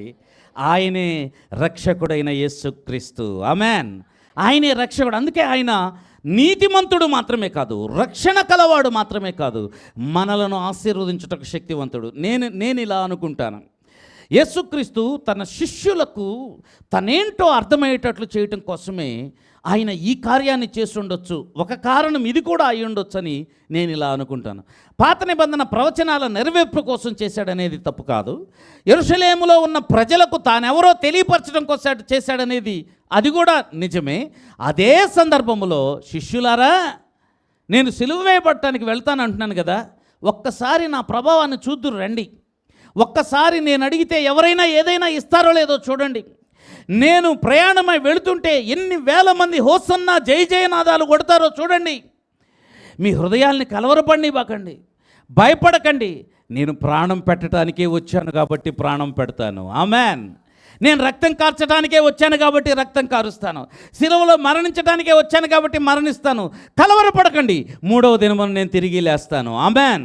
శిష్యుల హృదయాలలో వారు కూడుగట్టుకుని ఉన్నటువంటి భయము, ఆందోళన, వారి జీవితాలలో ఉన్నటువంటి ఆ యొక్క ఏమంటారు దాన్ని, కలవరంతో కూడిన పరిస్థితి, కన్ఫ్యూషన్ అంతటిని తొలగించి మా యేసయ్య ప్రభావవంతమైన వాడు, ఆయన అద్భుతాలు చేయగలవాడని వారి హృదయాలలో ఒక గొప్ప నిరీక్షణ నింపాడు. ఈరోజు చాలామంది ఇలా అనుకుంటూ ఉన్నారు, సిలువంటే ఏడుస్తూ కన్నీళ్లు కార్చి అట్లాగే దుఃఖంతో అనుకుంటా ఇంటికి చేరటం అనుకుంటున్నారు. కాదండి, సిలువంటే ఆయన దుఃఖము మనకిచ్చిన ఆశీర్వాదాన్ని అర్థం చేసుకొని సంతోషంతో హృదయపూర్వకంగా ప్రభువును స్తుతించి ఆయనకు భక్తులుగా ఉండటానికి మాత్రమే కాదు, ఆయన యొక్క విశ్వాసులుగాను శిష్యులుగాను ఉండటానికి, చెప్పింది చెప్పినట్టు చేసే వాళ్ళంగా ఉండటానికి మన హృదయాలను సమర్పించుకోవటం కోసమే ఆయన ఇలాంటి కార్యాలను చేసి ఉన్నాడు. ఆమెన్ చెప్పండి. ఆమెన్. నా సమయం అయిపోయింది కనుక నేను త్వరగా వెళుతున్నాను. ఇక్కడ మనం కానీ చూసినట్లయితే ఈ యొక్క మత్తయి సువార్తలో ఆయన యెరూషలేములోనికి ప్రవేశించినప్పుడు యెరూషలేము కలవరపడింది. ప్రజలందరూ ఈయన ఎవరో అని అడుగుతున్నారు. వెంటనే వాళ్ళకు స్పష్టమైన సువార్త అందుతూ ఉంది. ఆమెన్ చెప్పండి. సువార్త అంటే ఏంటో తెలుసా? ఈయన ఎవరో అని అడిగితే ఆయన ఎవరో చెప్పటమే సువార్త. మీరు ఎక్కడైనా చెప్పండి, ఎవరితోనైనా చెప్పండి, ఫోన్లో చెప్పండి, బంధువులతో చెప్పండి, భోజనం చేస్తా చెప్పండి, టీ తాగుతా చెప్పండి, మీరు ఎక్కడైనా చెప్పండి, ఎవరితోనైనా చెప్పండి, యేసు ఎవరో చెప్పటమే సువార్త. దేవునికి స్తోత్రం చెప్పండి. నాకు తెలిసినంత వరకు యెరూషలేము సువార్తతో నిండిపోయింది. ఆమెన్. అందరు అడుగుతారు ఈయనెవరు అని. వెనుకున్న వాళ్ళు చెబుతూ ఉంటారు, ఈయన నజరేయుడైన యేసు, ప్రవక్త అయిన యేసు, బాగు చేసిన యేసు. వస్తూ అక్కడ గుడ్డి భర్తిమయ్యను బాగు చేశాడండి. అంతకుముందే కుష్ఠరోగిని బాగు చేశాడండి. అంతకుముందే పుట్టుక నుంచి బాగలేని కుంటివాడిని బాగు చేశాడండి. చేతులు కాళ్ళు చచ్చుబడిన వాళ్ళని బాగు చేశారండి. అనంలోనే అందరూ కూడా అవునా అవునా ఆయన రక్షకుడా, ఆరోగ్యం బాగు చేస్తాడా, అట్లయితే ఇటు రమ్మని చెప్పండి. దేవాలయం నిండా కొంతమంది చేరిపోయి ఉన్నారు. దేవునికి స్తోత్రం. ఇప్పుడు కూడా దేవాలయంలో ఎవరుంటారో తెలుసా? చర్చెస్ దగ్గరికి, మీరు టౌన్లో చర్చి దగ్గరికి వెళ్ళి చూడండి. చర్చి లోపలంతా ఆరాధించు ప్రజలుంటే చర్చి బయటంతా వాళ్ళంతమంది అడుక్కునేవాళ్ళు ఉంటారు తెలుసా? ఏ పాస్టర్ గారు కూడా అడుక్కుంటున్నటువంటి వాళ్ళని, అయ్యా బయట అడుక్కుంటున్నారు కదా, మీరు అడుక్కునే టైం నేను ఇస్తా కానీ 1 గంట సేపు ప్రార్థన జరుగుద్దు లోపలికి వచ్చి కూర్చో బాబు అని ఆ కుంటోడినో, ఆ గుడ్డోడినో, ఆ కుష్ఠరోగునో పిలిచి లోపల కూర్చోబెట్టి సువార్త ప్రకటించిన పాస్టర్లు కనపడరు. వాళ్ళని చూస్తే ఇటు అనుకుంటా పోతాం. దూరం పండి అటు జరగండి, ఇటు జరగండి. హలో, పాస్టర్లు ఏదో పరిశుద్ధులు ఆకాశం నుంచి ఊడిపడినట్టు, వాళ్ళు ఏదో పాపులు, దుష్టులు, వాళ్ళు చేసుకున్న పూర్వజన్మ సుకృతంతో వచ్చిన జబ్బులు అనుకుని మనమందరం కూడా పాపరోగంతో ఉన్నామన్న సత్యం అర్థం కాక వాళ్ళని తక్కువ చేసి మాట్లాడి వాళ్ళందరినీ దూరం చేసి పక్కన పెడతా ఉంటారు. ఎప్పుడన్నా ఒకరోజు గుడ్డి కుంటోళ్ళకి సువార్త ప్రకటించడానికి వెళ్ళాలని అనుకుంటూ ఉన్నాం. దేవుని చిత్తమైతే వాళ్ళు బాగుపడేటట్టుగా ప్రార్థన చేసి అద్భుతాలు చేసి రావాలని కూడా ఆలోచన. దేవుని బిడ్డలారా, నేనేం చెప్తున్నాను తెలుసా? దేవాలయము బయట చాలామంది ఉంటారు, సువార్తను ఉంచుకోరు. వాళ్ళకు సువార్త చెప్పండి, వాళ్ళకి యేసయ్య ప్రేమ చెప్పండి. వాళ్ళ పక్కన ఒక్కసారి కూర్చోండి, ఆ అడుక్కునేవాడి పక్కన ఒక్కసారి కూర్చోండి, ఒక్కసారి వాడి చేతిలో చేయండి, వాళ్ళతో ఒక్క మాట మాట్లాడండి. యేసు ప్రభు లోకరక్షకుడు అని మాట్లాడండి. దేవునికి స్తోత్రం చెల్లిద్దాం. ఒక్క మాట నువ్వు చెబితే, నేను అంటున్నాను, నేను ఎందుకు అడుక్కోవాలి ఈ రోజు నుంచి అని వాడు లేస్తాడు. ఖచ్చితంగా వాడు ఖచ్చితంగా ఈ రోజు నుంచి నేను పని చేసుకుంటానని లేస్తాడు. ఎందుకో తెలుసా? సువార్త అందట్లేదు, సువార్త ప్రకటిస్తున్న మందిరాల బయటే సువార్త అందట్లేదండి. తెలుసా? ఈయన ఎవరో, ఈయన ఎవరో, ఈయన ఎవరో, ఊరంతా ఇదే ప్రశ్న. వాళ్ళకి స్పష్టమైన జవాబు సువార్త ఏంటనంటే, ఈయన నీతిపరుడు, ఈయన రాజు, ఈయన రక్షణ గలవాడు, ఈయన నజరేయుడు, ఈయన గలిలేయుడు, ఈయన స్వస్థపరచువాడు, ఈయన అద్భుతాలు చేసేవాడు, ఈయన జీవితాలు మార్చేవాడు, ఈయన నిన్ను కూడా మార్చగలవాడు, ఈయన మన కొరకై ఈ లోకానికి దిగి వచ్చిన దేవుని కుమారుడు.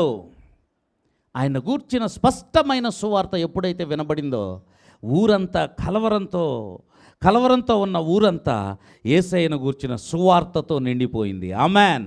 దేవునికి స్తోత్రం. అంతలోనే దేవాలయం. ఒక 2-3 సంఘటనలు చెప్పి నేను ముగిస్తాను. మొదటి సంఘటన ఏంటనంటే, ఆయన చిన్న బిడ్డలు స్తుతిస్తూ ఉంటే స్తుతించొద్దనే ఆటంకపరిచిన వాళ్ళకి ఒక బలమైన జవాబు ఇచ్చాడు. ఏం జవాబో తెలుసా? మీరు స్తుతించకపోతే ఈ రాళ్ళు స్తుతిస్తాయి. అంటే రాళ్ళు అయినా స్తుతిస్తాయి, కానీ మీరు మాత్రం స్తుతించటానికి ఒప్పుకోవట్లేదు అని అంటే మీరు ఇంకా ఎంత పెద్ద బండరాళ్ళు ఆలోచించు అన్నట్టుగా ఉంది ఇది. ఈరోజు స్తుతించాలంటే కొంతమందికి ఇష్టం ఉండదు. ఆరాధనలో ఏంటో ఆ గౌరవం, ఆ గొప్పతనం, ఇది ఏంటో నాకు అర్థం కాదు. వీళ్ళ సొమ్మంతా పోయినట్టు నోరు తెరిస్తే, చెయ్యెత్తితే వీళ్ళ చెయ్యి నరికినట్టు. ఏంటి వీళ్ళ బాధ? దేవుని స్తుతించడానికి ఏంటి బాధ? స్తుతించండి దేవుణ్ణి అందరూ. హల్లెలూయా. చెయ్యి సగమే లేస్తుంది ఏంటి? కుంటిదైపోయిందా? గోడు నొప్పే ఏంటి? దేవునికి స్తోత్రం చెప్పండి. హల్లెలూయా. ఒకటే లేచింది ఏంటి? రెండోదేమైంది? స్తుతించలేని వాళ్ళు బండరాళ్ళేనండి. ప్రభు అదే చెబుతున్నాడు. మీరు స్తుతించకపోతే, ఈ పిల్లలు స్తుతించకపోతే రాళ్ళు స్తుతిస్తే పోండి. రాళ్ల కంటే ఘోరమైన రాళ్ళు మీరు. ఇంకా చెబితే భూమి లోపల మట్టితో కప్పబడిన రాళ్ళేమో మీరు, బయటికి కూడా కనబడిన రాళ్ళు మీరు, దరిద్రపు రాళ్ళు. అర్థమైందా? స్తుతించటానికి ఎందుకండి సిగ్గు? ఆరాధించటానికి ఎందుకు సిగ్గు? మన దేవుడు ఆరాధింపదగినవాడు కదా, ఆయన హోసన్నాకు పాత్రుడు కదా. ఆయనను స్తుతించకుండా ఆగిపోయే వాళ్ళకి కఠినమైనటువంటి జవాబు వాత పెట్టినట్టుగా మాట్లాడినదే యేసుక్రీస్తుని అక్కడ చూస్తాం. రెండవ యేసుక్రీస్తు కేవలం నీతి రక్షణ గలవాడు మాత్రమే కాకుండా రెండవ యేసుక్రీస్తుని ఏం చూస్తామంటే రోషము కలిగిన యేసుక్రీస్తుని చూస్తాం. ఆమెన్ చెప్పండి. ఏ యేసుక్రీస్తు? రోషం కలిగిన యేసుక్రీస్తు. ఎలా? ఆయన దేవాలయంలో వ్యాపారం చేస్తున్నారు. కొన్ని దేవాలయాలు వ్యాపార పుటిల్లే. పాస్టర్ గారితో భోజనం చేయాలంటే 10,000, ఫోటో తీసుకోవాలంటే 10,000, మళ్ళీ భోజనం ఆయన కుటుంబం అంతటికి చెప్పిన హోటల్లో భోజనం పెట్టించే ఖర్చంతా మనమే చేయాలి. దీన్ని ఏమంటారో నాకు తెలియదు. ఇది ఎటువంటి భక్తో నాకు తెలియదు. అసలు వాళ్ళతో ఫోటో దిగితే నీకు వచ్చేది ఒరిగేది ఏంటో నాకు తెలియదు. అలా దిగిన వాళ్ళందరూ సున్నాలో ఉన్నారు.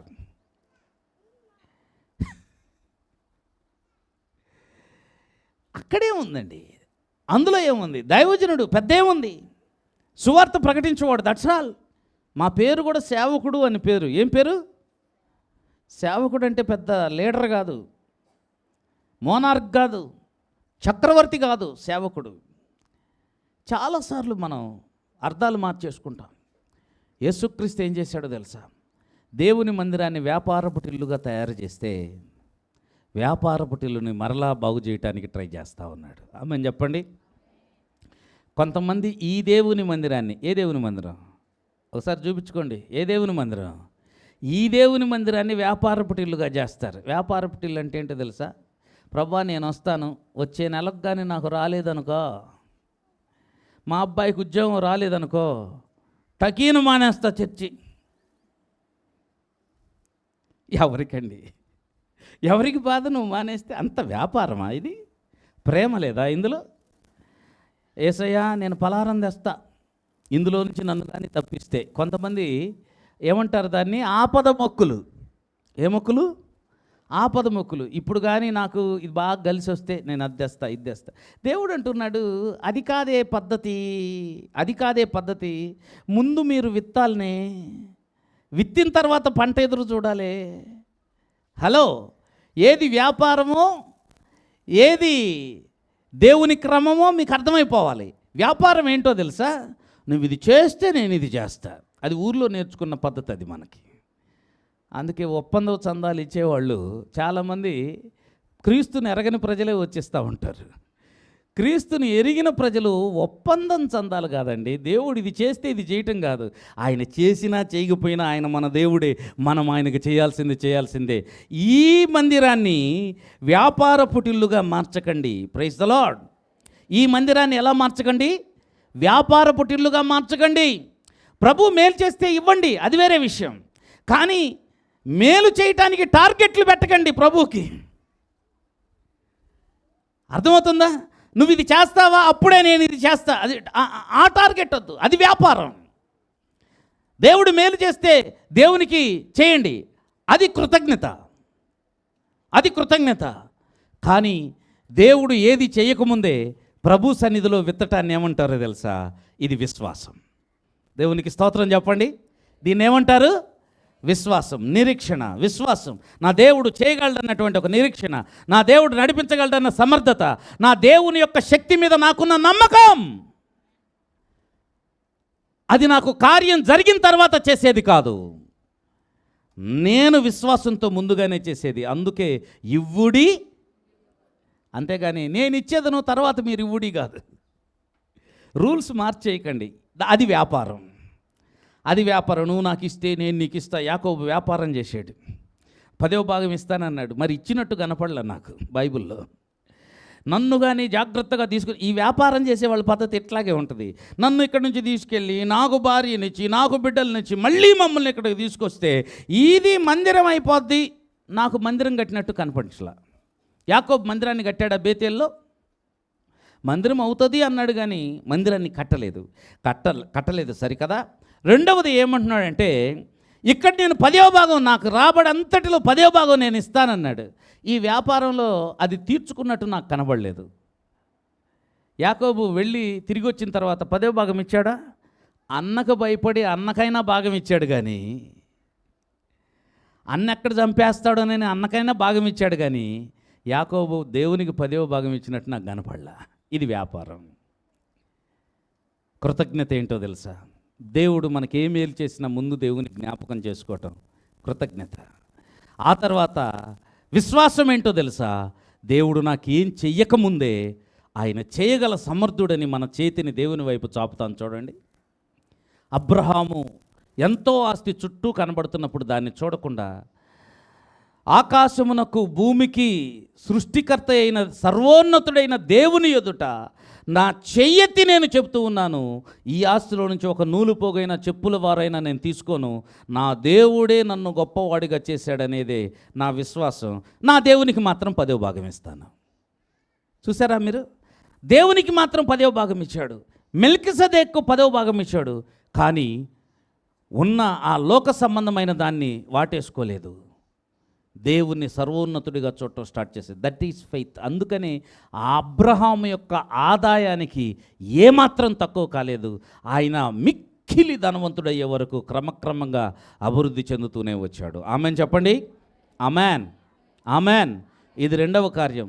నీ దేహాన్ని పాడు చేసుకోవద్దు, నీ ఆలయాన్ని పాడు చేసుకోవద్దు, వ్యర్థమైన వాటి వైపు పరిగెత్తొద్దు, అనవసరమైన వాటిని విశ్వసించొద్దు, ప్రభువుని ఇంటిని వ్యాపారపు ఇల్లుగా చేయవద్దు, దేవుని ఇంటిని దేవుని ఇల్లుగా ఉంచడం నేర్చుకో. Praise the Lord. శుద్ధి చేయటానికి దేవుడు వచ్చాడండి. మూడో విషయం ఏంటో తెలుసా? అక్కడ కుంటివారు, గుడ్డివారు అనేకులు దేవాలయంలో ఉంటే వారినందరినీ స్వస్థపరుస్తూ. ఆమెన్ చెప్పండి. ఆయన ఎందుకు వచ్చాడో తెలుసా? ఆయన ఎందుకు వచ్చాడనంటే, అది నాకు ఆశ్చర్యం వేసిన విషయం ఏంటంటే, వాళ్ళందరూ దేవాలయంలో ఉన్నారని రాస్తుంది. Praise the Lord. వాళ్ళందరూ ఎక్కడున్నారనా? చదవండి దయచేసి. ఇందాక మనం చదివిన మత్తయి సువార్తలో ఎన్నో వచనమమ్మ, 14వ వచనం చదువుతున్నారు, 21వ అధ్యాయంలో నుండి చదవండి. ఆయన ఉన్నది ఎక్కడంటే దేవాలయంలో. ఆయన యెరూషలేములోనికి వచ్చినప్పుడు పట్టణమంతా ఈయన ఎవరో కలవరపడిరి, ఈయన గలిలయలోని నజరేయుడగు ప్రవక్త అయిన యేసు అని చెప్పిరి. యేసు దేవాలయంలో ప్రవేశించి దాన్ని శుభ్రం చేశాడు. క్రయ విక్రయములు చేసేవాళ్ళని ఆపాడు. ఈరోజు ఈ దేవాలయాన్ని శుభ్రం చేసుకుని దేవుని మందిరానికి వస్తే మందిరం అనే దేవాలయమును గూర్చినటువంటి పవిత్ర భావం నీ హృదయంలో ఉంటుంది. దేవుని మందిరము పరిశుద్ధమనేటువంటి భావము నీ హృదయంలో ఉంటుంది. తర్వాత మీరు కానీ గమనించి చూస్తే 14వ వచనం చదువుతున్నాము. గుడ్డివారు కుంటివారు దేవాలయములో ఆయన యొద్దకు రాగా, దేవునికి స్తోత్రం చెల్లిద్దాం. సంపూర్ణులు ఉండవలసిన దేవాలయంలో అందరూ కూడా కుంటివారు గుడ్డివారు చేరిపోయారు. నేనేం ప్రార్థన చేస్తానో తెలుసా? ప్రభువా, నీ బిడ్డలందరికీ ఆరోగ్యం ఇయ్యని ప్రార్థన చేస్తా. ఒకవేళ ఆరోగ్యం పొందుకునే విశ్వాసం లేని వాళ్ళకి స్వస్థతనియ్యని ప్రార్థన చేస్తా. Praise the Lord. ఆరోగ్యం ఇవ్వని ప్రార్థన చేస్తాం. ఎందుకంటే స్వస్థతను మించింది ఆరోగ్యం. ఎందుకనంటే ఏ తెగులు నీ గుడారమును సమీపించదు అనేదాన్ని మనం తీసుకోవాలి. కానీ రోగశయ్య మీద ఆయన నిన్ను ఆదరించును అనేది నెక్స్ట్. అది ముందు అసలు నీకు ఏ అనారోగ్యం రాదని విశ్వసించాలి.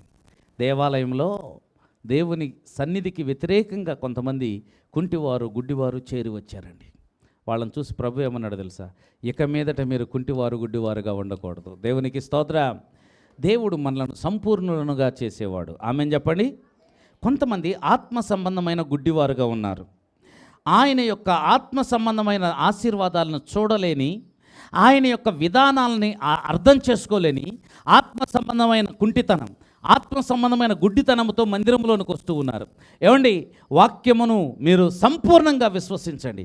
దేవుడు ఏది చెప్తాడో దాన్ని ఖచ్చితంగా నెరవేర్చడానికి సమర్థుడైన దేవుడు, అద్భుతాలు చేసే దేవుడు. ఆమెన్ చెప్పండి. హల్లెలూయా. అక్కడ ఎవరు అసంపూర్ణులుగా ఉండకూడదని దేవుని సంకల్పం. దేవుని మందిరంలో ఎవరు అసంపూర్ణంగా ఉండకూడదు, ఎవరు లేమి కొరవుతో ఉండకూడదు, ఎవరు కూడా తక్కువ ఎక్కువతో ఉండకూడదు, ఎవరు కూడా బలహీనతల మధ్య ఉండకూడదు. ప్రతి ఒక్కరిని బలపరచడం దేవుని సంకల్పం. ఆమెన్. నేను ఇలాంటి పాస్టర్ను కాదు. ఆయన ఎవరిని కనికరిస్తారో వాడినే కనికరిస్తారులేండి. ఆయన ఎవరికి కృప చూపిస్తారో వాళ్ళకే కృప చూపిస్తారులేండి.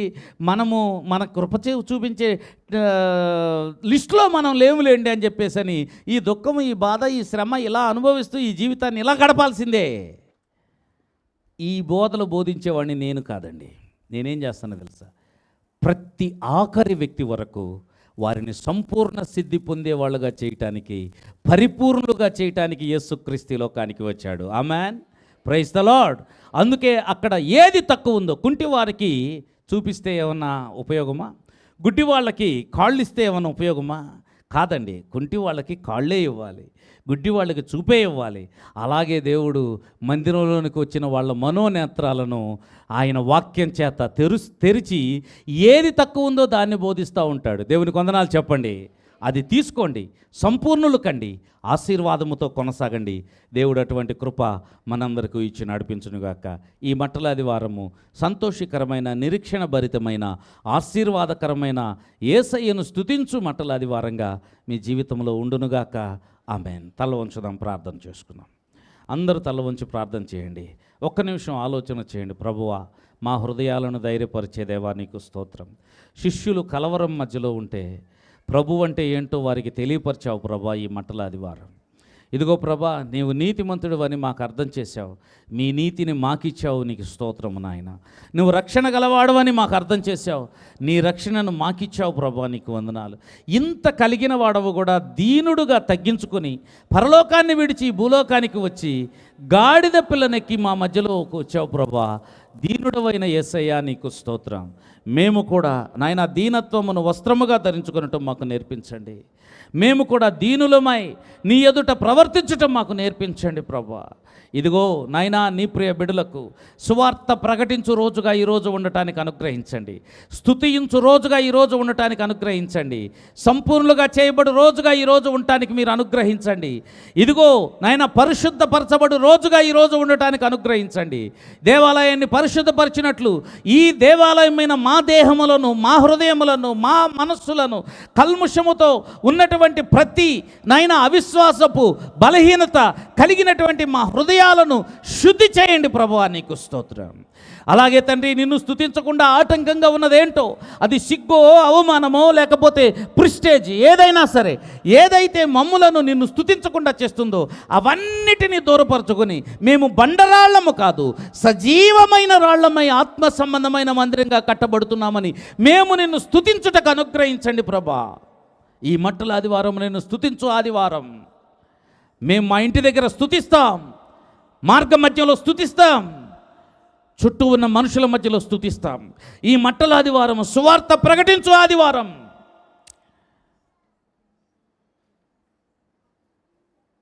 ఈయన ఎవరో అని అడిగిన ప్రశ్నలకు ఈయన ఫలానా అని జవాబిచ్చే యేసయ్యా నీవు లోకరక్షకుడు అని, బలమిచ్చు దేవుడు అని, పరలోకం నుండి దిగి వచ్చిన వాడు అని, మా మీద ప్రేమ కలిగిన వాడు అని, మమ్మల్ని సంపూర్ణంగా చేసేవాడు అని, మమ్మల్ని శుద్ధీకరించి నడిపించే దేవుడు అని, రక్షణ గలవాడు అని, నీతి గలవాడు అని, దీనుడవై తగ్గించుకున్నవాడవని, నా కొరకు దిగి వచ్చిన దేవుని కుమారుడవని,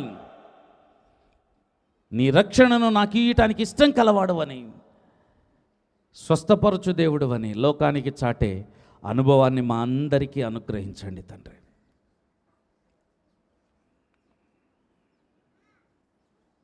ప్రభువా, వ్యాపారము చేసే మా హృదయాలు, నాకేంటి అని ఆలోచించే హృదయాలు ఇక్కడ ఎవరైతే ఉన్నారో ప్రభువా, నువ్వు సమస్తం ఇవ్వగల దేవుడవు, కానీ ప్రేమతోనూ సమర్పణతోనూ విశ్వాసముతోనూ నీ సన్నిధిలో ఏదైనా చేయాలన్న సత్యం వారి హృదయాలలో అర్థమయ్యేటట్లు బోధించండి తండ్రి. వ్యాపారపు టిల్లుగా కాదు నాయన, సమర్పణ కలిగిన హృదయాలతో నీ బిడ్డలను నింపండి తండ్రి. ఈ మందిరమును అలాగున మార్చండి తండ్రి. వాక్యం వినుచున్న వారి జీవితాలను అలా మార్చండి. అద్భుతాలు చేసి నడిపించి మేలు చేయమని యేసయ్య శ్రేష్ఠ నామంలో ప్రార్థించి అడుగుచున్నాము తండ్రి. పరమ తండ్రి అయిన దేవుని ప్రేమ, కుమారుడు లోకరక్షకుడైన యేసుక్రీస్తు కృప, పరిశుద్ధాత్మ దేవుని నిత్య సహవాసము సమాధానం చేయను మనకు పరిశుద్ధులందరికీ ఆయన రాక పర్యంతము తోడై ఉండి నడిపించునుగాక. ఆమెన్.